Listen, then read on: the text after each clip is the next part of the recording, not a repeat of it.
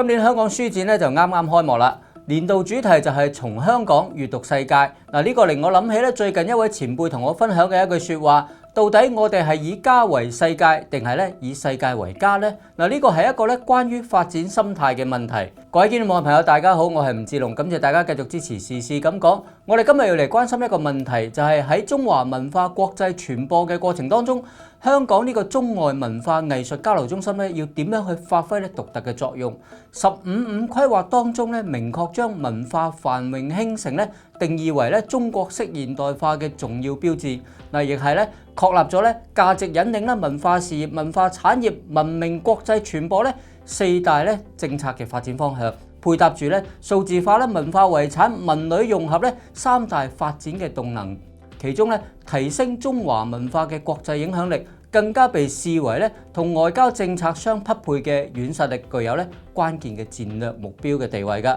中華文化嘅國際傳播之所以咁重要，因為咧今日嘅世界正處於咧百年變局嘅當中。國家嘅強大令我哋喺國際舞台嘅能見度越嚟越高。從國家發展全局嚟睇咧，國際文化傳播可以發揮咧3重核心嘅功能嘅。首先係營造良性外部嘅輿論環境，減少咧誤會，為國家爭取咧健康發展嘅機遇。另一方面咧，文化本身亦都係一個咧重要嘅產業，文創啦、表演啦、電影啦、動漫等等咧都可以形成咧高經濟嘅價值。第三方面，文化咧關鍵在於一個化字，可以形成一種咧對外嘅感染嘅軟實力。配合咧官方清晰嘅外交政策咧，用軟實力深化各國咧民眾對中華文明和而不同、天下大同嘅核心理念嘅認同，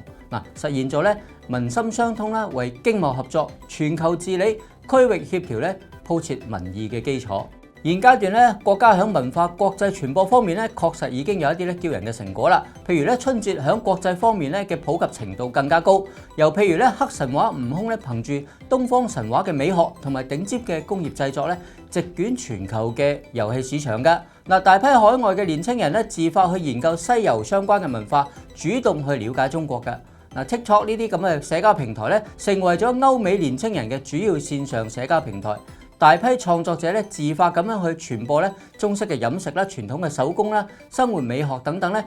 依靠民間視覺去實現咗咧高滲透嘅傳播。就算係香港書展36年嚟，一直咧都係海外讀者了解中華文化嘅重要平台之一。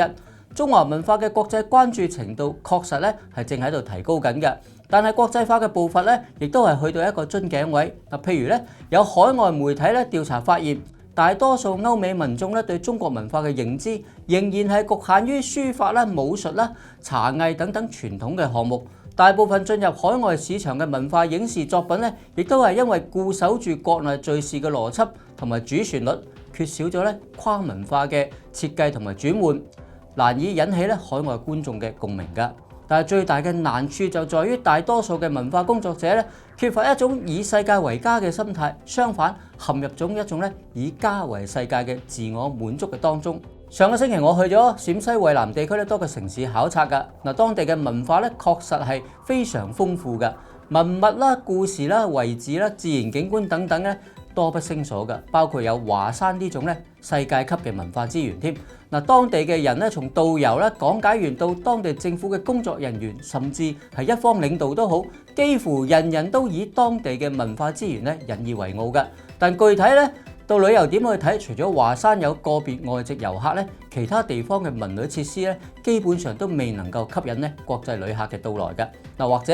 外國旅客根本就無從知道呢啲精彩嘅文化內容。從呢個簡單嘅例子咧，我哋可以見到咧，國家喺推動文化國際傳播嘅工作方面，仍然存在住咧幾個咧好明顯嘅短板嘅。譬如首先係運營能力嘅不足，冇考慮到咧國際旅客嘅需求；又譬如好多文物嘅簡介咧，只係直譯中文嘅內容，未有將相關嘅故事咧去講明㗎。對於缺乏中國生活經驗嘅國際旅客嚟講，睇完介紹文案咧，亦都未能夠知道咧相關文物嘅意義喺邊度。其次就係咧極度缺乏咧專業嘅國際傳播人才，要同時熟悉外語啦，同埋多元文化，又要熟悉咧文化策劃啦、IP 嘅運營，先可以咧將一方嘅文化內容演繹成為咧世界觀眾都喜愛嘅文化精品。第三方面就係文化事業、文化產業、外事部門、傳播機構咧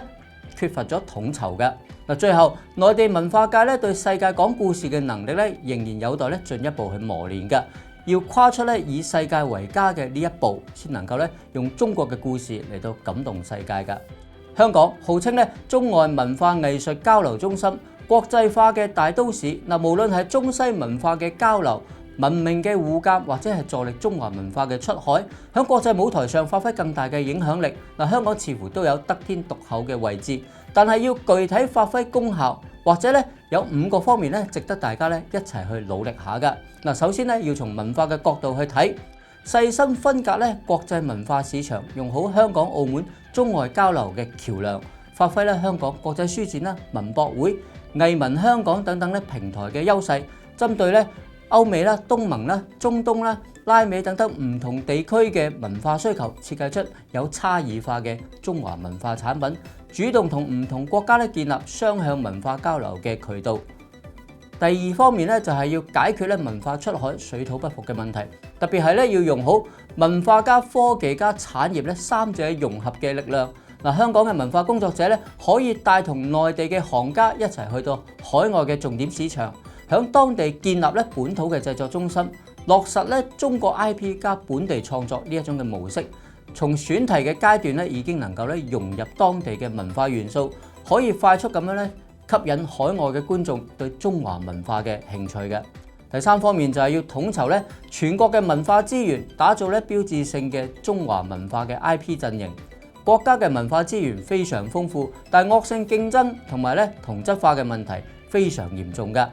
國家可以考慮咧喺呢一方面協助市場做一個協調同埋整合，建立咧一系列咧長線嘅 IP 推廣嘅內容，建立差異化啦，並且配套咧相關嘅文化創意產業鏈，相信咧有助產出咧高品質嘅文化產品嘅。而香港嘅國際文化市場亦都可以咧令到更加多世界級嘅觀眾咧去接觸到優秀嘅中國文化㗎。第四就係咧香港嘅優質高等教育咧要配合國家嘅需要咧，加強培養咧國際傳播嘅人才。嗱，如果冇人才嘅話咧，再多嘅文化產品都係推唔到出去㗎。嗱，最後第5樣咧就係要堅持雙向文明互鑑嘅態度，輸出中華思維，同時亦都要咧引進全球優秀文化嘅成果，響平等對話當中咧文明互鑑，香港中外文化藝術交流中心咧先可以成為咧深受國際承認嘅有權威嘅文化藝術交流平台㗎。嗱，咁樣先能夠咧爭取到文化交流嘅主動權，逐步改善咧唔平衡嘅國際輿論格局。